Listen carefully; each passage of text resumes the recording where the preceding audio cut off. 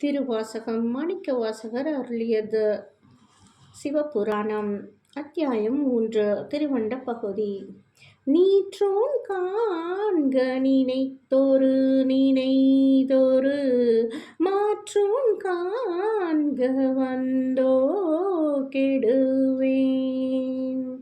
திருநீறு பூசியவனை கண்டுகொள்க, அவனை நினைக்குந்தோறும் அவனிடத்து பக்தி பெருகுகிறது, இன்ப உணர்வு மிகுகிறது. அவனை மறந்திருக்க என் மனம் சகியாது. ஒருவேளை அவனை மறந்தால் நான் கெட்டொழிவேன். வாசனை திரவியங்கள் பலவிருந்தும் சிவபெருமான் திருநீறு எனப்படும் சாம்பலை பூசிக்கொள்கிறான். அது அவனது எளிமையை பற்றற்ற தன்மையன்றோ காட்டுகிறது. திருநீறு ஒன்றை எரித்து பெற்றது, அது ஆசையை எரித்துவிடு என்று பொருள்படும். அவனது கோலத்தை கண்ட பின்னும் உலக பற்றை விடாது வாழ்வது தகுமோ? அவனது கோலத்தை காணவும் நினைக்கவும் தவறியவர்கள் கெட்டழிய நேரிடும் என்பதை மறைமுகமாய் உணர்த்தவே அந்தோ கெடுவேன் என்றுரைத்தது. ஓம் நம சிவாய.